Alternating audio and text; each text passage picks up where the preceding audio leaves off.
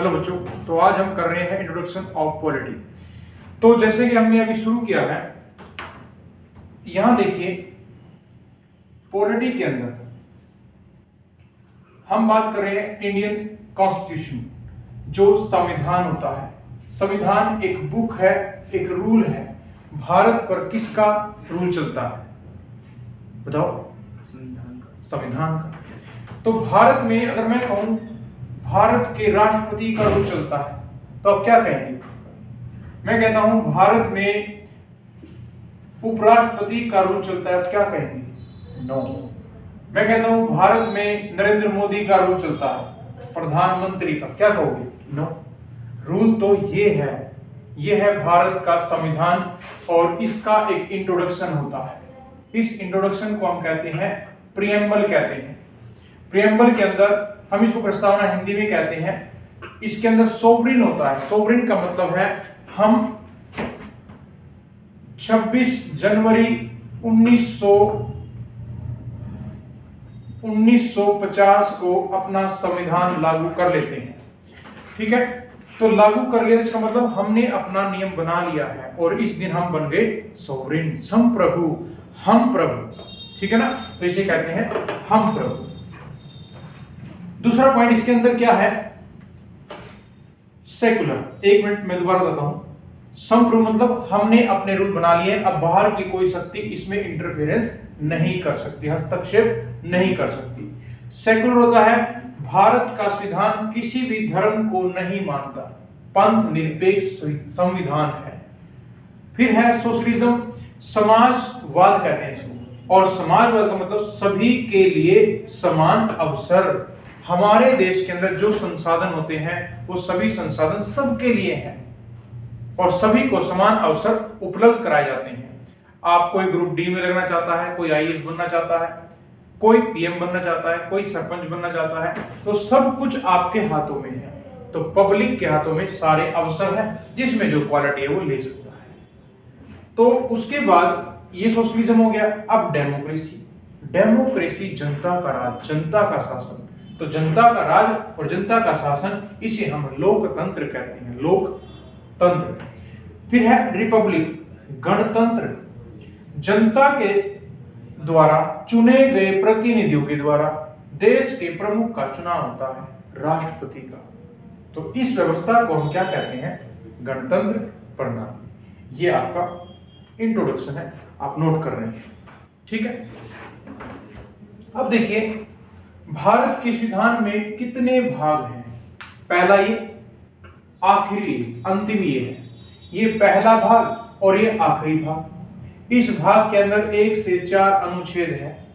तो भारत के संविधान के अंदर 22 तो भाग हैं और 395 अनुच्छेद, जो मूल संविधान के नाम से जानते हैं, ओरिजिनल। उसके बाद बहुत सारे चेंज भी होते हैं, ऐसी बात नहीं है। तो ये पहला भाग, दूसरा भाग, इस तरह 3, 4, 5, 6, 7, 8, 9, 10, ऐसे 20, 21, 22, लास्ट 22 भाग है। आज भी आखिरी भाग 22 है।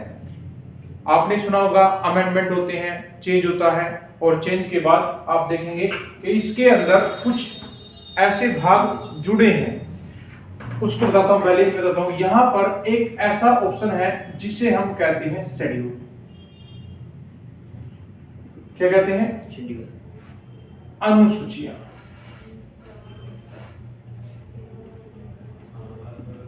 अनुसूचियां, इसे हम क्या कहते हैं? अनुसूचियां। भारत के संविधान में एक स्पेशल अलग से अनुच्छेद से बाहर निकालकर अलग से शेड्यूल बनाए हैं, और जो शेड्यूल है उन्हें अनुसूचियां कहते हैं। और ये जैसे कि पॉइंट नंबर 1, पहली अनुसूची, दूसरी, तीसरी, चौथी, पांचवी, छठी, 7वीं, 8वीं, 9वीं, 10वीं, 11वीं, 12वीं। स्टार्टिंग में केवल 8 ही अनुसूचियां थी।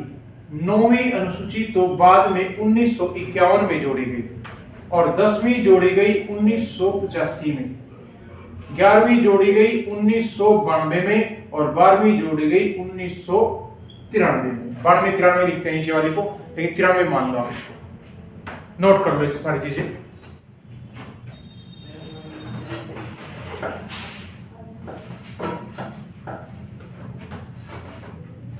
सर लेकिन जैसे कहते हैं कि 1948 में संविधान बन के तैयार हो गया था, लेकिन लागू 50 में हुआ। वो बता रहा हूँ आपको, नोट कर लो एक बार, फिर बता रहा हूँ सारी चीजें।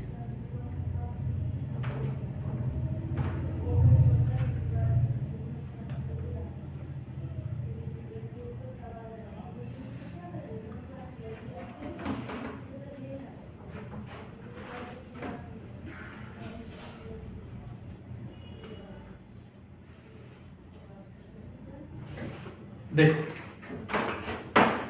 जो भारत का संविधान है,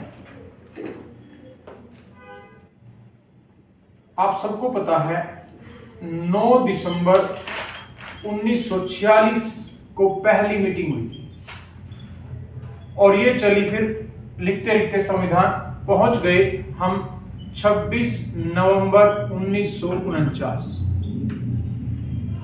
इस दिन हमने अपने संविधान को लिखकर तैयार कर लिया, लिखित रूप में। हमारा संविधान लिखित रूप में है, जो विश्व का सबसे बड़ा संविधान है, लार्जेस्ट ऑफ वर्ल्ड। विश्व का सबसे बड़ा संविधान, जिसके अंदर 22 भाग, 395 अनुच्छेद और 12 अनुसूचियां हैं। ठीक है, तो ये विश्व का सबसे बड़ा। अगर मैं करूं सबसे पहले लिखा गया किस देश का संविधान था? यूएसए का। विश्व में सबसे पहला लिखित संविधान जो है वो किसका है? यूएसए का सबसे पहले लिखित। और विश्व का सबसे छोटा लिखित, सबसे छोटा अगर मैं बात करूं सबसे छोटा संविधान, वो भी यूएसए का है। इसमें केवल 7 आर्टिकल है लिखे गए थे, इसमें केवल 7 आर्टिकल लिखे गए थे।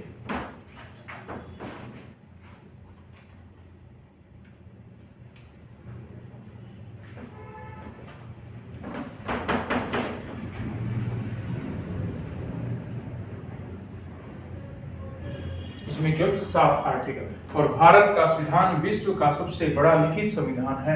बच्चों, जो इंग्लैंड का संविधान है वो लिखित नहीं है।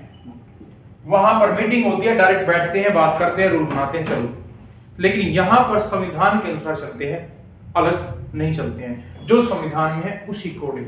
अब आपने देखा यहां से शुरू हुआ लिखना, यहां तैयार कर दिया, लेकिन हमें वेट थी 26 जनवरी की। क्यों? क्योंकि 26 जनवरी 1929 को हमने क्या किया था? रावी नदी के किनारे कांग्रेस का सम्मेलन हुआ था और उस सम्मेलन के अंदर हमने क्या किया? पहली बार स्वतंत्रता दिवस मनाया था। ठीक है, 29 में। और वही कांग्रेस का सम्मेलन 1930 में, 29 और 30 दोनों ईयर में हमने ऐसा किया था। तो उसी को हम अपना पवित्र डे मानते हैं। ठीक है, तो इसीलिए 26 जनवरी हमारे लिए बहुत ही अहम भावना रखती है।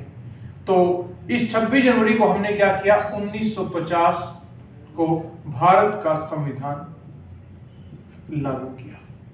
ठीक है, तो ये 26 जनवरी हमारे लिए बहुत अहमियत रखती है। हमने तैयार किया 1949 में और लास्ट 26 जनवरी 1950 को हमने इसको लागू कर दिया, एनफोर्स कर दिया।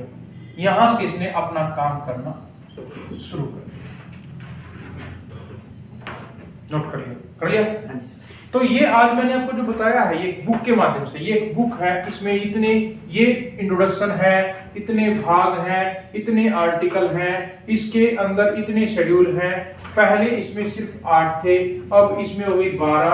अब पॉइंट ये है, संविधान में समय समय पर कुछ चेंज होता है जिसे हम कहते हैं संशोधन, अमेंडमेंट।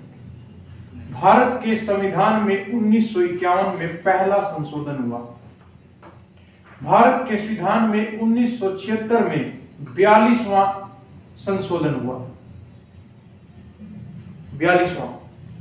और 2021 में वर्तमान में 105वां संशोधन हुआ। अभी तक भारत के संविधान में 105 संशोधन हो चुके हैं और पहला 1951 में। ये मैंने क्यों लिखा? क्योंकि इसमें बहुत सारी चीजें चेंज की गई थी। और इसे भारत का मिनी कॉन्स्टिट्यूशन भी कहते हैं। इसे भारत का मिनी कॉन्स्टिट्यूशन भी कहते हैं। 76 में 42वां हुआ था। 42वां। इसे भारत के का जो है लघु संविधान के नाम से जानते हैं। लघु संविधान के नाम से जानते हैं।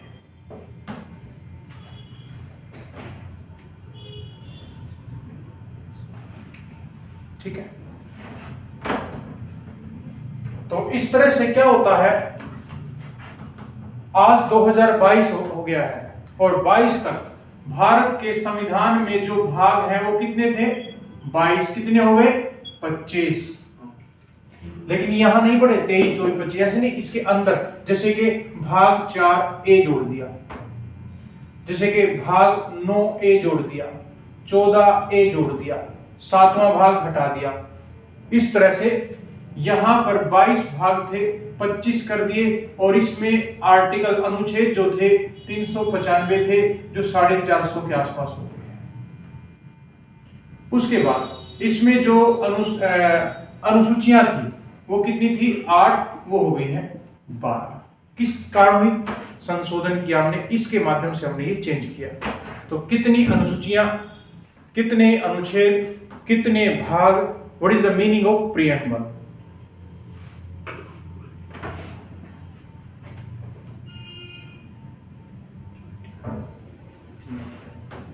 Hope so you got it everything. What is the meaning of constitution? What is the meaning of written constitutions? Largest constitution and smallest. और उसके बाद आपने देखा होगा what is the meaning of sovereign, secular, socialism, democracy, republic. इन सब के बारे में आपने देखा हो, समझा होगा पहले भी और आज भी। इसको हम संप्रभुता कहते हैं, पंथ-निरपेक्ष कहते हैं, समाजवाद, लोकतंत्र और गणतंत्र। जब आप पॉलिटिकल पढ़ रहे हैं तो आपको इनका मीनिंग पता होना चाहिए। पंथ निरपेक्ष और धर्मनिरपेक्ष एक ही होता है। देखो, पंथ अपने आप में एक फिलॉसफी है, एक विचारधारा है। पंथ जो ये हिंदू, मुस्लिम, सिख, ईसाई ये धर्म है, इसकी विचारधारा है सब बराबर है, तो ये पंथ है। हम किसी भी धर्म को नहीं मानते, ये एक विचारधारा है, कंसेप्ट है। लेकिन तुमने तो पहले ऐसे नहीं किया था कि बात धर्मनिरपेक्ष राज्य, तो ही तो है, हैं? इसी का मीनिंग उसी के तो अंदर जब मैंने धर्म लिखा तो ये धर्मनिरपेक्ष हो गया ना। तो पंथ इसको एक फिलोसफी, एक विचारधारा मानते हैं इसको, जिसमें हम किसी धर्म को नहीं मानते। ठीक है, ये बुक है, ये प्रियम्बल है, ये भाग है, ये अनुच्छेद है और ये अनुसूचियां हैं। ये बाद में जोड़े गए, कुछ चीजें फिर बाद में जुड़ी क्योंकि अमेंडमेंट किया गया। पहला अमेंडमेंट 1951 में, फिर 42वां किया गया 76 में और 2021 तक 105 संशोधन हो चुके हैं। ये जितना बोर्ड पर लिखा है इसमें से हर एग्जाम में क्वेश्चन आता है, जितना अभी लिखा है, बस जितना आपने लास्ट 10, 15, 20 मिनट के अंदर पढ़ा है यही पेपर में आता है सबसे पहले।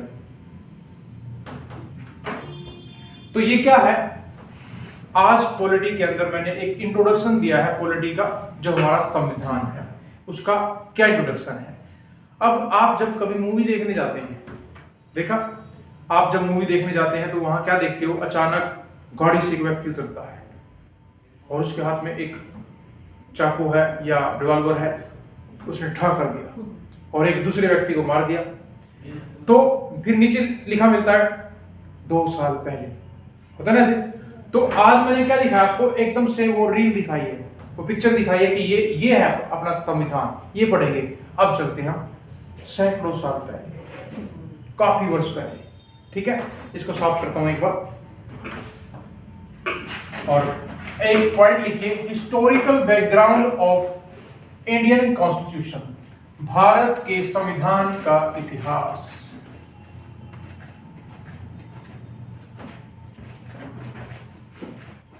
भारत के संविधान का इतिहास।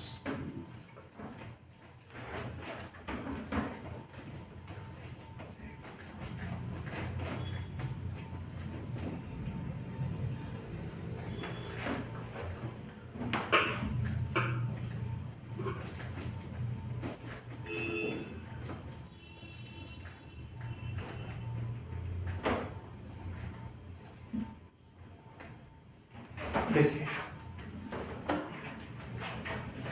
अब हम चलते हैं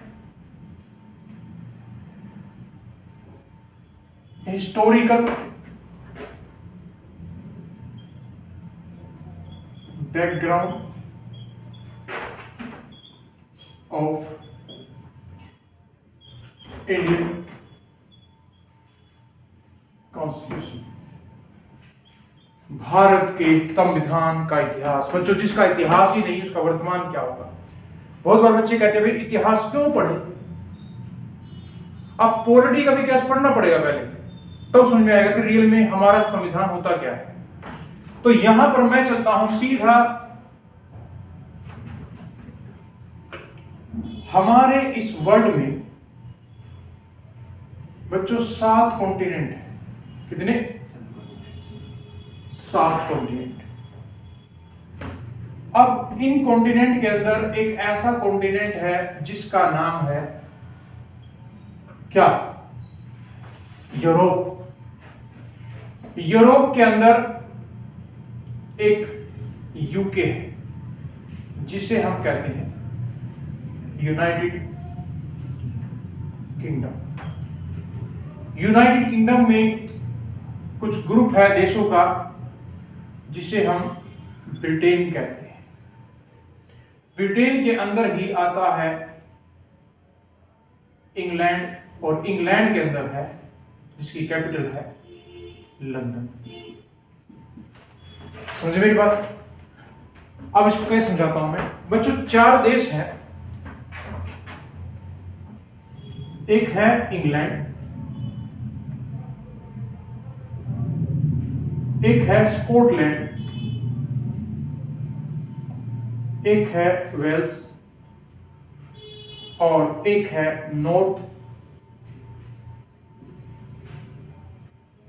आयरलैंड। तो इन चारों देशों को 1 2 3 4 इन चारों देशों को हम कहते हैं यूके। इन तीनों देशों को हम कहते हैं ब्रिटेन। इंग्लैंड जिसकी राजधानी है लंदन। तो इस तरह से ब्रिटेन कहते हैं ना, queen of England, queen of Britain. तो आपको लगता है सब कुछ सेम है। जो राजशाही परिवार है वो यहां पर है इंग्लैंड के अंदर, और ये इसका भी इन तीनों का राजा बनता है। राजा रानी जो महारानी है वो इन तीनों के बनते हैं। तो उसे हम ब्रिटेन की महारानी भी कह देते हैं और उसे हम इंग्लैंड की। रहते यहाँ है, इसका वंश है, यहाँ का जन्म है, राजशाही परिवार यहाँ का है, रहते तीनों के। ठीक है ना? तो इसे ब्रिटेन की महारानी कह सकते हैं और इंग्लैंड की भी। नोट कर लो। यूके में 4 आते हैं, ब्रिटेन में 3 आते हैं, और इंग्लैंड है इसमें।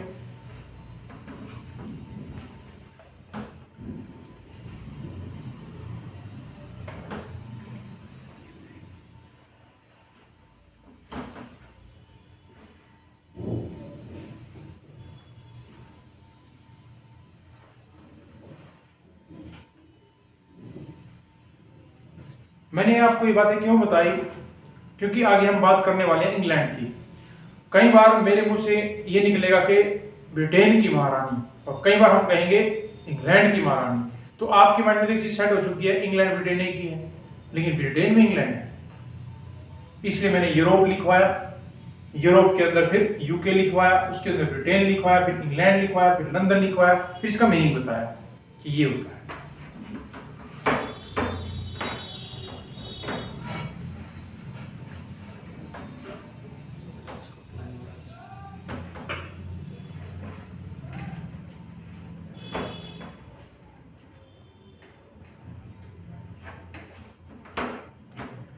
वेल्स, नॉर्थ आयरलैंड, यूके चारों हैं, तीनों ऊपर वाले ब्रिटेन है।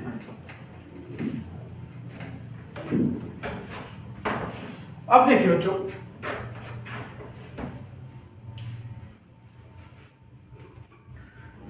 जो इंग्लैंड है,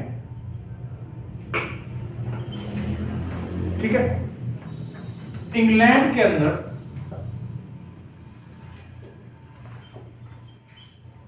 एक ट्रेडर्स ग्रुप था जिसे हम कहते हैं व्यापारियों का व्यापारियों का समूह। समूह मतलब इसमें बहुत सारी कंपनियां थी, उस ग्रुप के अंदर कंपनियां थी, और इस ग्रुप का जो नाम था वो था the small London enterprises. The small London enterprises इस ग्रुप का नाम, जिसमें व्यापारी लोग थे, कंपनियां थी, तो जिसमें बहुत सारी कंपनियां थी, और इन कंपनी में एक ग्रेट कंपनी थी, ग्रेट कंपनी, और उस कंपनी का नाम था John and company. John and company, इसी का नाम आगे चलकर पड़ा था ईस्ट इंडिया कंपनी। इसी का नाम पड़ा था ईस्ट इंडिया कंपनी। कई बार क्वेश्चन आता है old name of east India company, तो क्या होगा? John and company. बच्चों, ये जॉन इंग्लैंड में 1215 एडी में वहां का राजा था, किंग था जॉन, उसी के नाम पे कंपनी थी ये। मान लो आपके देश में कभी श्री रामचंद्र राजा हुआ करते थे, और आगे चल के आपके बच्चों ने, आपके अपने बच्चों ने, उनके बच्चों ने, आगे चलकर आपने अपने नाम क्या रखे? राम, राम कुमार, श्री राम, राम मेहर, बजरंग, तो ऐसे ही उनके आगे नाम बढ़ गए।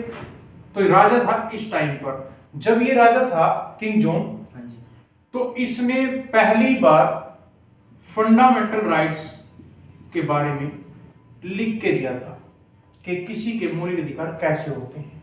तो इस धरती पर पहली बार, मॉडर्न टाइम की बात कर रहा हूं, इसने लिखा था, जो किंग जॉन है। किस बारे में? मौलिक अधिकार के बारे में।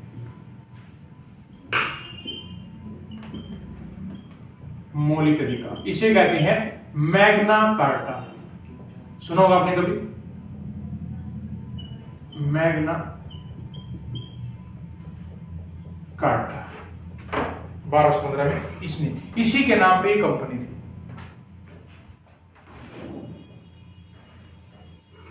ठीक है।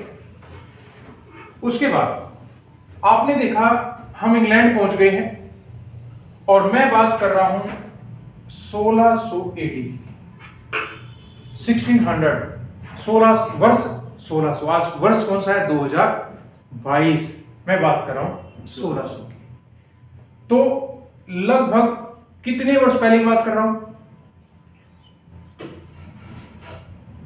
450 के आसपास। तो लगभग 400 साल की अगर मैं बात करूं, 1700, 1800, 1900, पूरा 20 हो गया, 21वीं सेंचुरी चल गई। तो इस समय की मैं बात कर रहा हूं, क्या होता है, ये कंपनी, इसकी जो मीटिंग होती है वो होती है क्वीन ऑफ ब्रिटेन से, और इस क्वीन ऑफ ब्रिटेन का जो नाम था वो था एलिजाबेथ। क्या नाम था? एलिजाबेथ। ये क्वीन थी। इसको अब मैं कहूंगा इंग्लैंड की महारानी, ब्रिटेन की महारानी, मतलब समझ गए ना? वो उस परिवार से है जो इंग्लैंड में रहता है, और वो तीनों देशों की महारानी है। इससे इनकी मीटिंग हुई, इन्होंने कहा हमें इंडिया में व्यापार करना है, भारत में। और उस समय पर बच्चों, इंडिया का नाम के मतलब क्या था? इंडिया का केवल अकेला आज भारत जो दिख रहा है आपको वो नहीं था, रियल में तो पूरा इंडिया, श्रीलंका, आपका म्यांमार, उसके बाद सीधा पाकिस्तान भी उसी टाइम एक ही था। तो ये पूरा एक जम्बू द्वीप था उस टाइम पे। तो ये पूरे जम्बू द्वीप की जो बात करते हैं, ये पूरे भारत की बात कर रहे हैं। तो यहां क्या चाहिए? इंडिया में व्यापार करने की परमिशन चाहिए। महारानी का मुझे क्या मिलेगा? महारानी को दिया 10% शेयर। व्यापार में 10% हिस्सा दिया। और बच्चों 20 वर्षों के लिए कहां कहां? इंडिया में, इंडोनेशिया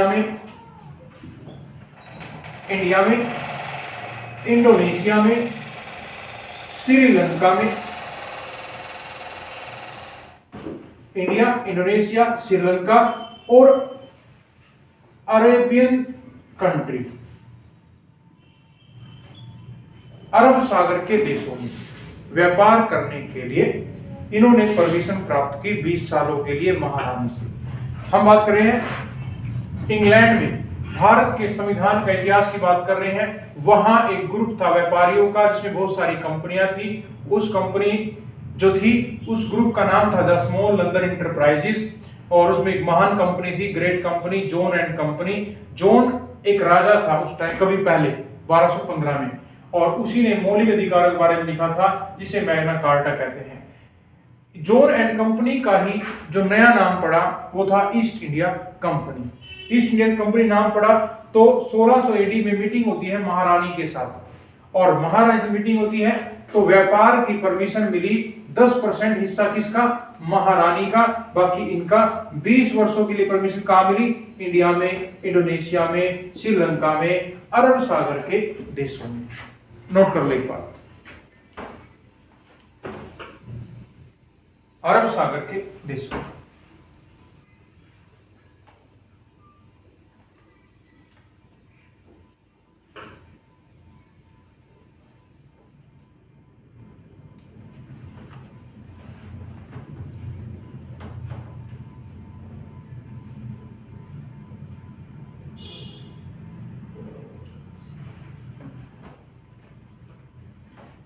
तो अपने संविधान को समझना है तो हमें उसके बैकग्राउंड में जाना पड़ता है। बैकग्राउंड को समझेंगे तब हमें बात का पता चलता है। तो आप अगर कभी फैक्ट पढ़ेंगे तो आपको चीजें क्लियर नहीं होंगी। जब तक आप स्टोरी नहीं पढ़ेंगे तब तक आपको पता नहीं चलेगा।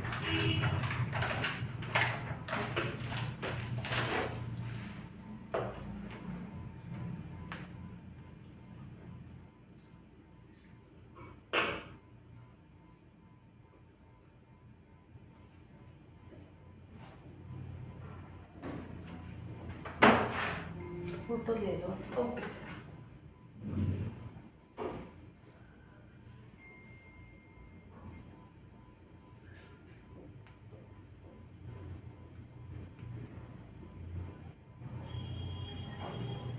अब चलते हैं आगे। अब इनको परमिशन तो मिल गई, अब क्या होगा? अब ये इंडिया में आना शुरू करते हैं।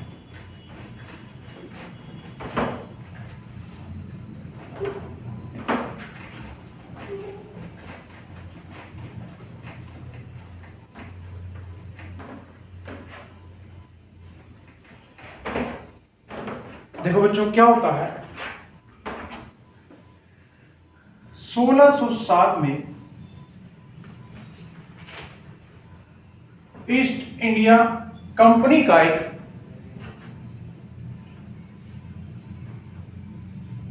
ऑफिसर था और उसका नाम था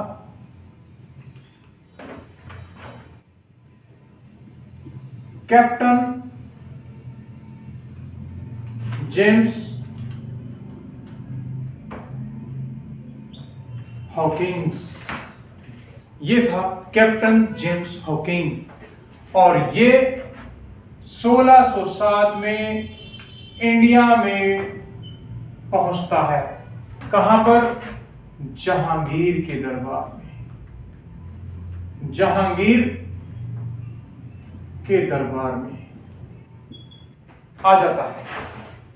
कहां पर? आगरा में। जहांगीर का दरबार कहां था? आगरा में। और इस व्यक्ति ने जहांगीर से बात की। जहांगीर से जो बात की वो कौन सी भाषा में बात की? वो बात की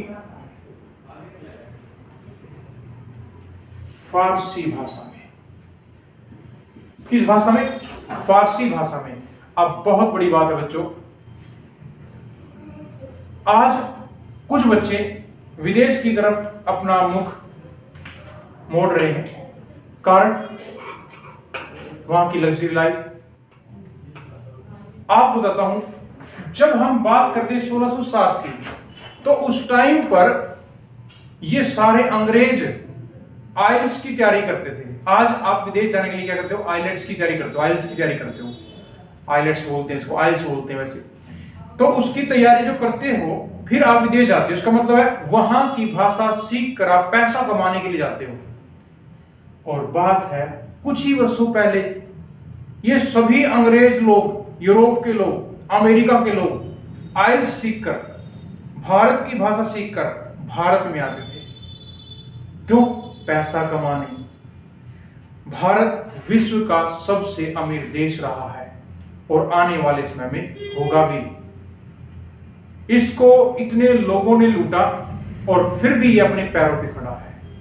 आज भी विश्व की 5 बड़ी अर्थव्यवस्थाओं में इसका नाम आता है। ये छोटी बात नहीं, विश्व की बड़ी सेना में इसका नाम आता है। बच्चों, आप बहुत महान हो, ऐसे करो, आप महान हो, आप बहुत महान हो। क्यों? क्योंकि आप भारत में रहते हैं।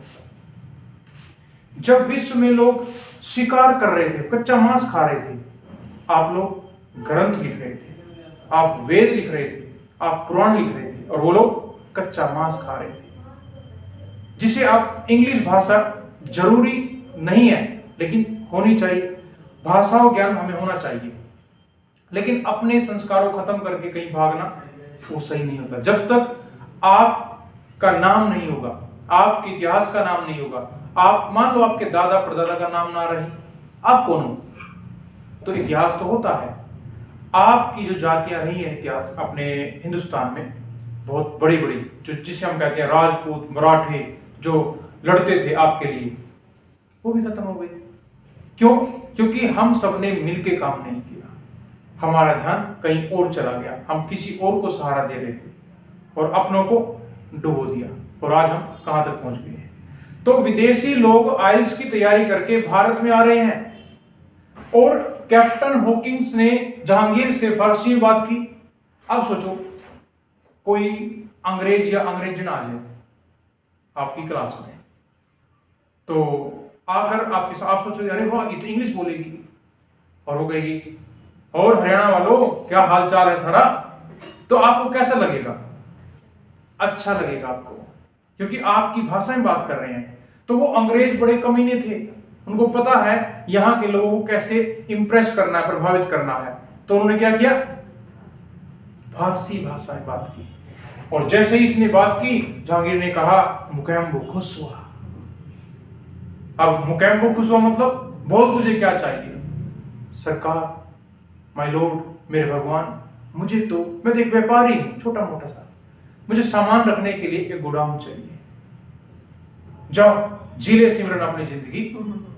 और गुजरात में सूरत के अंदर परमिशन दी गई, और वहां पर उसने आने वाले टाइम पर वो गोडाउन बनाया, जिसे वो फैक्ट्री बोलते थे। अंग्रेजों की पहली फैक्ट्री की परमिशन कब मिली? ऐसे क्वेश्चन आते हैं आपके लिए।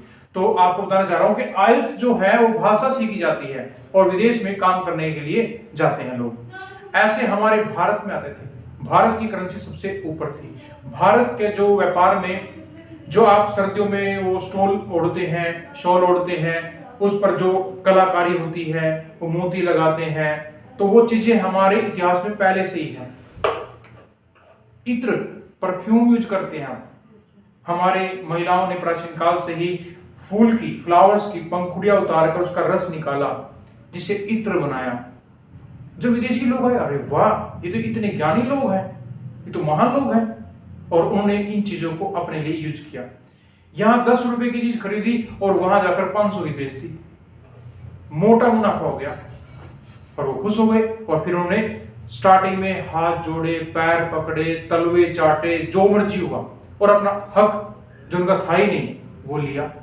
कैसे? हमारे राजाओं को आपस में लड़वा कर, भिड़वा कर, झगड़ा करवा कर आपने इतिहास में एक नाम सुना होगा, घसीटी बेगम। घसीटी बेगम बंगाल के राजा जो नवाब था उसकी मौसी थी, सिराजुद्दौला की मौसी, और वो अंग्रेजों से जाके मिल गई और प्लासी के युद्ध में सिराजुद्दौला को मरवा दिया। कहते हैं सनम बेवफा हो तो कोई गम नहीं, यहां तो मौसी बेवफा निकली। इससे बड़ा दुख क्या होगा हमारे इतिहास में। तो यहां हमने कुछ गलतियां की है, इसलिए हम आगे चलकर भोगते हैं। ठीक है, तो यहां जो फारसी भाषा में बात की, बच्चों जीवन एक संघर्ष है, जीवन स्ट्रगल है।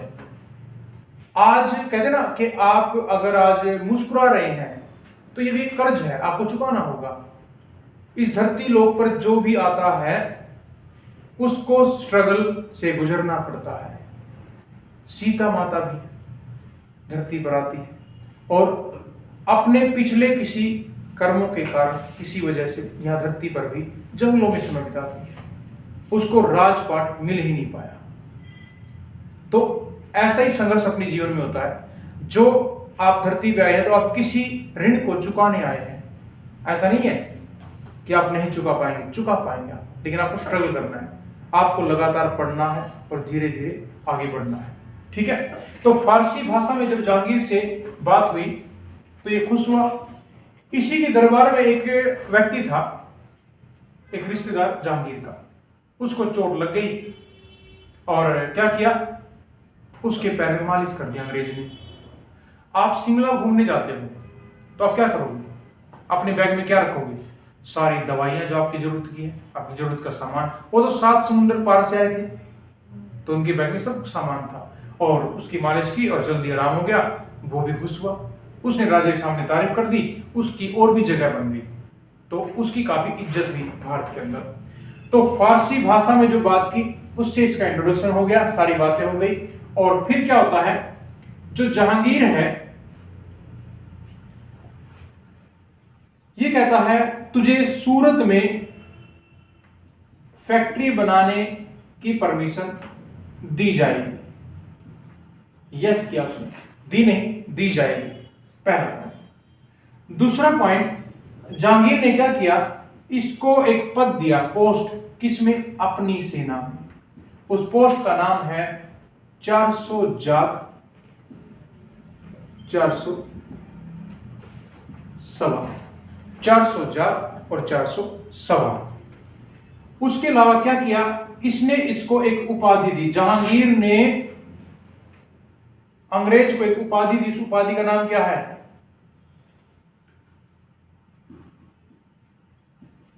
इंग्लिश खां। जहांगीर ने कहा तो बहुत महान है, तो इंग्लिश खां है। ये उपाधि दी, ये पद दिया, और ये सूरत में फैक्ट्री की परमिशन देने के लिए हाँ की, तुझे दी जाएगी। 400 जात 400 सवार, ये होता है रैंक और ये होती है पावर। मतलब आपको अगर ये पद दिया गया तो आपके अंडर में 400 घोड़े पर बैठे हुए सैनिक होंगे। ये आपका सिंबॉलिक, यहां जैसे स्टार लगा है 3 स्टार, ऐसे यहां 400 जात लिखा होता था। सबसे छोटा सेना में पद 10-10 का था और सबसे बड़ा 7,000 का था। अपनी मर्जी से वो 15,000 भी दे सकते थे, लेकिन जो सीक्वेंस था वो ये था, सबसे छोटा पद सेना में, सबसे बड़ा पद सेना में, मान सिंह वगैरह को। ये जो प्रणाली है इसे कहते हैं मनसबदारी व्यवस्था, मनसबदारी व्यवस्था, जो कि अकबर ने शुरू की थी भारत में। किसने शुरू की थी, अकबर ने।